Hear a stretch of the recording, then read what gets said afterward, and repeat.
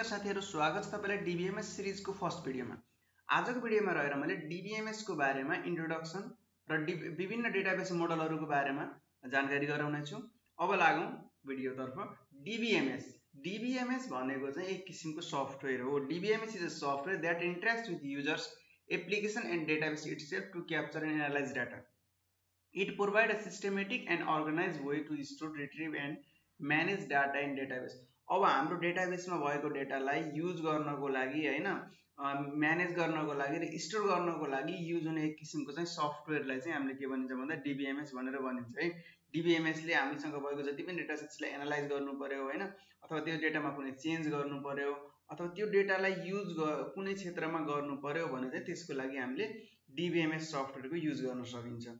अब डीबीएमएस सफ्टवेयरको वास्तवमा युज केका लागि गर्ने भन्नेतर्फ लागौं। Use of DBMS data organization and storage.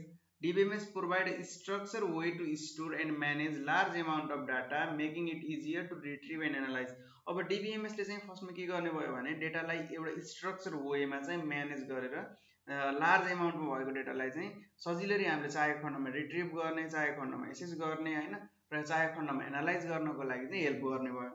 अब यस्तै गरेर डेटा इन्टिग्रिटी एन्ड सेक्युरिटी, डेटालाई के छ भन्दा सेक्युरिटी प्रोवाइड गर्ने काम गर्ने भयो हैन।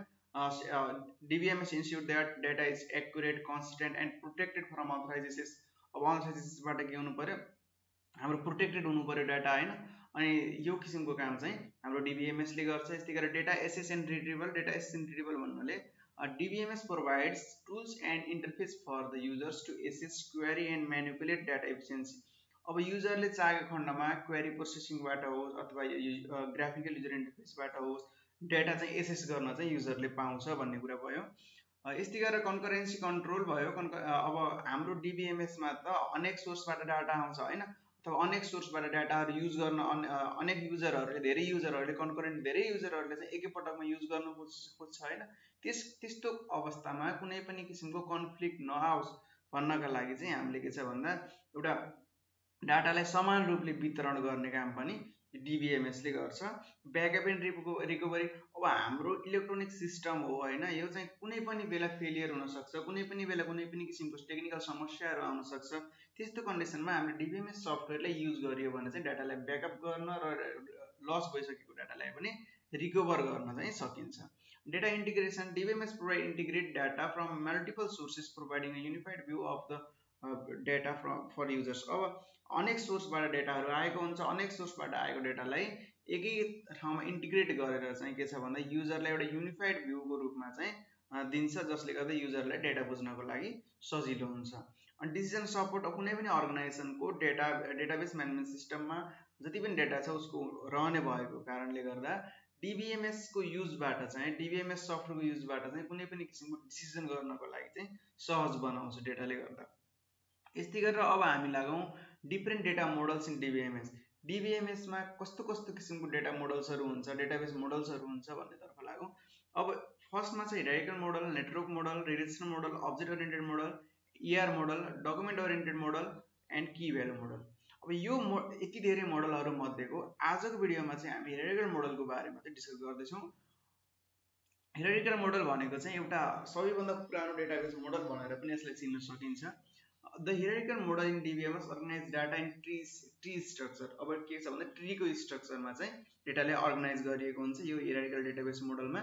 यसरी हायरार्किकल डेटाबेस मोडलमा चाहिँ हरेक चाइल्डको चाहिँ एउटा मात्रै प्यारेन्ट हुन्छ हैन, हरेक चाइल्डको एउटा मात्रै प्यारेन्ट र एकजना प्यारेन्टको मल्टिपल चाइल्ड हैन, धेरै पनि चाइल्ड हुने किसिमले चाहिँ यसलाई के छ भन्दा ट्री स्ट्रक्चरमा प्यारेन्ट र चाइल्डको स्ट्रक्चरमा चाहिँ हामीले के गरिएको हुन्छ, बनाइएको हुन्छ यसलाई।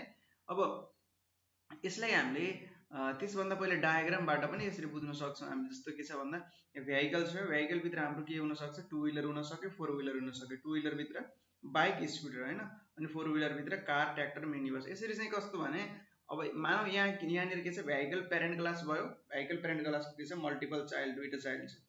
अब फेरि टु व्हीलर के भयो, प्यारेन्ट क्लास भयो, हाम्रो प्यारेन्टको चाहिँ के छ मल्टिपल चाइल्ड छ। यस्तै के छ भन्दा मल्टिपल चाइल्ड हुन सक्यो, चाइल्डको चाहिँ मल्टिपल प्यारेन्ट हुन सकेन हैन। यो किसिमले चाहिँ हायरार्किकल मोडलले काम गर्छ है।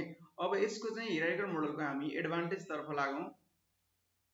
Data integrity and security, strong structure helps maintain data integrity. अब के छ भन्दा यसको स्ट्रक्चरले गर्दा चाहिँ हाम्रो के छ भन्दा डेटा इन्टिग्रिटी र सेक्युरिटी चाहिँ एकदमै राम्रो हुन्छ। यसको चाहिँ efficiency, fast access to the data when the hierarchical matches query path. अब यसमा चाहिँ के छ भन्दा एउटा मात्र प्यारेन्ट भइसकेपछि यसमा पाथ फाइन्ड आउट गर्नको लागि एकदमै सजिलो भयो होइन।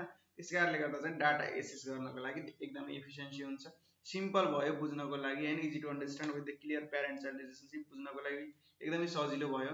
Data sharing, easy to share data across applications with similar hierarchy. Data सेयरिङको लागि पनि सजिलो भयो होइन। सेम हियरार्कीमा चाहिँ हामीले के गर्न सक्यो, डाटा सेयर गर्न सक्यो। जति पनि चाइल्डहरू हुँदै जान्छ हरेक चाइल्डहरूलाई चाहिँ प्यारेन्ट क्लास, त्यसभन्दा माथिको प्यारेन्ट क्लास, जति पनि प्यारेन्ट क्लासहरू छन् तिनीहरूको चाहिँ डाटा एक्सेस गर्न पाउने हुन्छ यसमा। अब यस्तै गरेर डिसएडभान्टेजतर्फ लागौँ। Rigid structure, difficult to organise or adapt to change. अब अहिलेको हाम्रो जुन डिबिएमएस सिस्टमहरू छ त्यसको कम्पेरिजनमा चाहिँ यो अलिकति म्यानेज गर्नको लागि गाह्रो छ एज कम्पेयर टु अहिलेको नयाँ चाहिँ सिस्टमहरू कम्पेरिजनमा चाहिँ गाह्रो छ। यसमा चेन्ज गर्नको लागि कुनै पनि म्यानेज गर्नु पर्यो भने चाहिँ गाह्रो छ। अनि रिडन्डेन्सी हुन सक्यो। अब के छ भन्दा यसमा चाहिँ डाटा रिडन्डेन्सी हुने चान्स चाहिँ धेरै हुन्छ होइन। अब अर्को हाम्रो एउटाको चाइल्ड छ भने अर्कोको चाइल्डसँग त लिङ्क हुँदैन, त्यस कारणले गर्दा डुप्लिकेसनको चान्स चाहिँ धेरै हुनसक्छ होइन। अनि कम्प्लेक्सिटी विथ लार्ज सिस्टम। अब लार्ज सिस्टमको लागि चाहिँ यो हियरार्किकल मोडल इम्प्लिमेन्ट गर्नको लागि एकदमै कम्प्लेक्स हुन्छ। Limited flexibility, difficult to query. अब के छ भन्दा फ्लेक्सिबिलिटी एकदमै कम छ यसमा होइन। यसमा के छ भन्दा कुनै पनि किसिमको मेन टु मेन रिलेसनसिपहरूलाई हामीले युज गर्न पाइएन होइन। त्यस कारणले गर्दा चाहिँ के छ भन्दा फ्लेक्सिबिलिटी एकदमै कम भयो। अनि यसमा के छ भन्दा कुनै पनि क्वेरीको लागि चाहिँ, कुनै पनि क्वेरी प्रोसेसिङको लागि चाहिँ के भयो भन्दा डिफिकल्ट भयो होइन, कम्प्लेक्स भयो।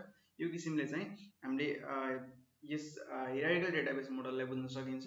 अब यस्तै किसिमले के छ भन्दा यस्तै जुन किसिमले हामीले आज हियरार्किकल मोडलको बारेमा डिस्कस गरियो होइन, यस्तै किसिमको उपयोगी भिडियोहरूको लागि चाहिँ हामीलाई फलो गर्न, हाम्रो च्यानललाई सब्सक्राइब गर्न नबिर्सिनु होला।